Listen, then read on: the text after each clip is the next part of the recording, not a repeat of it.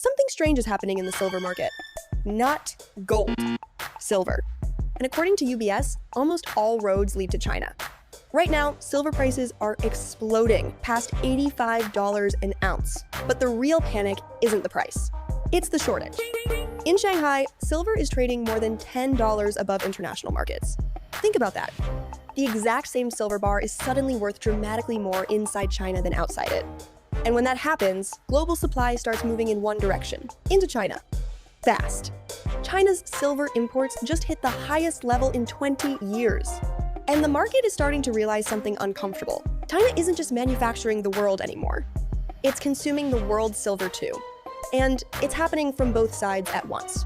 On one side, Chinese investors are buying silver bars because gold has become too expensive.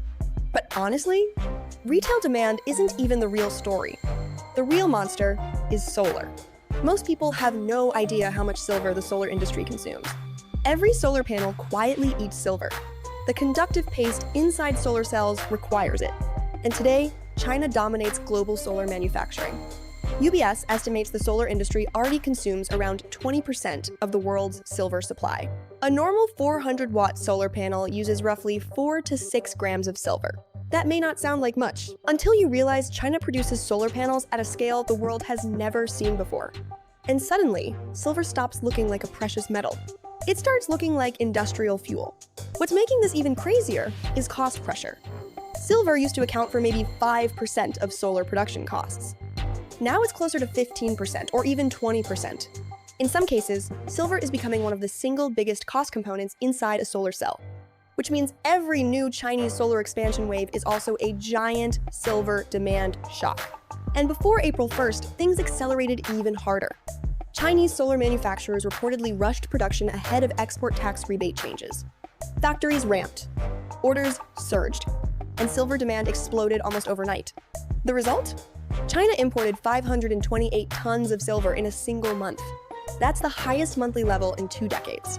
And suddenly, the entire market structure flipped. Because for years, global traders assumed China was part of the supply side. Now China is absorbing supply itself. And that changes everything. At the same time, the US market is becoming increasingly chaotic. Tariffs, 301 investigations, metal origin restrictions, supply chain confusion. Nobody is fully sure what the rules will look like 6 months from now. And whenever markets become uncertain, traders do one thing. They grab physical supply first. That's why inventories in New York are tightening.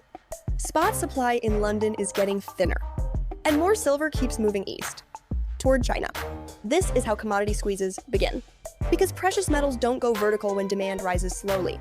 They go vertical when the market suddenly realizes there may not be enough physical metal available.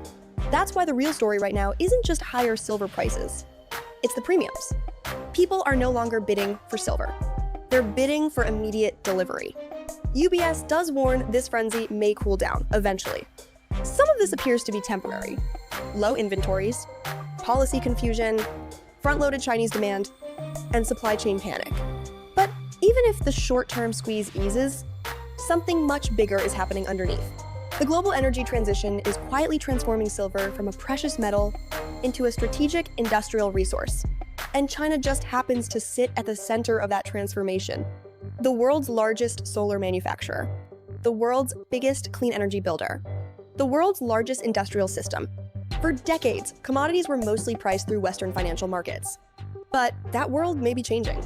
Because more and more commodities are now being repriced by one thing: Chinese industrial demand. Copper, aluminum, chemicals, and now silver. The world thought China would simply manufacture the future. Instead, China may end up consuming the world's resources to build it.